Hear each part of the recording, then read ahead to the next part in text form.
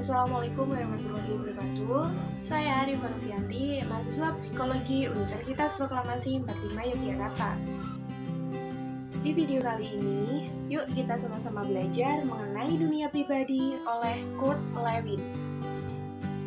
Namun, sebelum belajar mengenai dunia pribadi oleh Kurt Lewin, yuk kita simak biografi singkatnya. Biografi Kurt Lewin. Kurt Lewin lahir di Prusia, daerah Preußen pada 9 September 1980. Dia adalah anak kedua dari 4 bersaudara. Dia belajar di Universitas Freiburg, Munich, Berlin. Setelah meraih gelar doktornya pada tahun 1914, Lewin bertugas di ketentaraan Jerman selama 4 tahun. Pada akhir perang, dia kembali ke Berlin dan bekerja sebagai instruktur pada lembaga psikologi. Pada tahun 1926, Lewin diangkat menjadi profesor Universitas Berlin. Mengenai teorinya yang berhubungan erat dengan pribadi manusia atau dunia kepribadian, adapun struktur kepribadian menurut Kurt Lewin yaitu sebagai berikut. Yang pertama, ruang hidup. Yang kedua, lingkungan psikologis. Dan yang ketiga, daerah pribadi. Yang pertama yaitu ruang hidup. Ruang hidup mengandung semua kemungkinan fakta yang dapat menentukan tingkah laku individu. Ruang hidup meliputi segala sesuatu yang harus diketahui untuk memahami tingkah laku konkret manusia.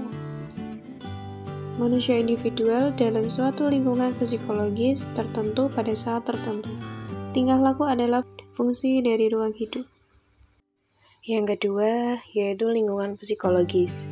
Meskipun pribadi dikelilingi oleh lingkungan psikologisnya, namun ia bukanlah bagian atau termasuk dalam lingkungan tersebut. Lingkungan psikologis berhenti pada batas pinggir elips, tetapi batas antara pribadi dan lingkungan juga bersifat dapat ditembus.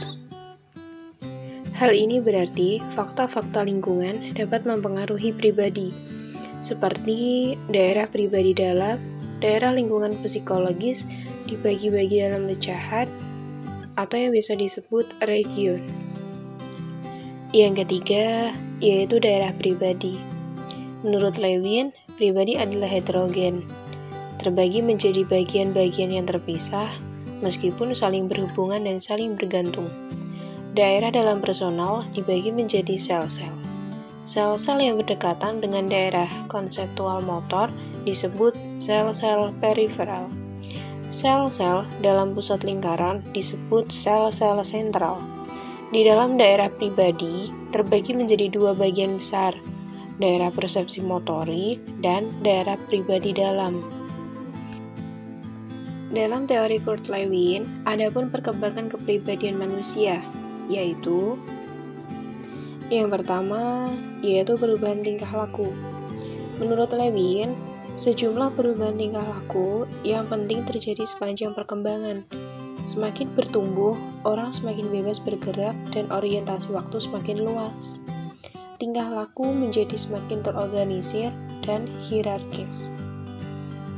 Yang kedua, yaitu diferensiasi dan integrasi. Diferensiasi adalah peningkatan jumlah bagian-bagian dari keseluruhan. Jumlah sel dalam pribadi berlipat dengan bertambahnya usia, dan jumlah region dalam lingkungan psikologis juga meningkat. Konsep saling ketergantungan yang terorganisir menjelaskan bagaimana daerah pribadi dalam dan daerah lingkungan psikologis yang semakin terdiferensiasi dan semakin otonom dapat bekerja sama menghasilkan tingkah laku yang integratif. Sel dan region diintegrasikan dalam keseluruhan yang lebih besar. Yang ketiga, yaitu regresi. Jadi, perkembangan bisa bergerak mundur, walaupun tidak memerinci periodisasi perkembangan. Lewin menemukan 2 macam gerak mundur perkembangan, regresi dan retrogresi. Retrogresi adalah kembali ke bentuk tingkah laku lebih awal dalam sejarah kehidupan manusia. Sedangkan regresi adalah kembali ke bentuk tingkah laku yang lebih primitif. Tidak peduli apakah pribadi pernah melakukan hal itu.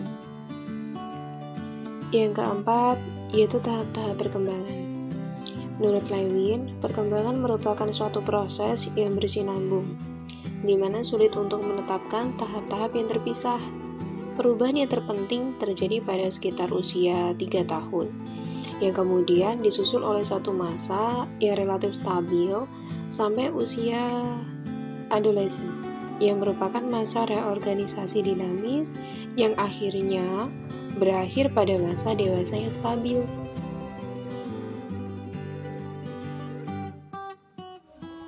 Oke, terima kasih telah menonton video ini sampai selesai. Kurang lebihnya saya mohon maaf. Wassalamualaikum.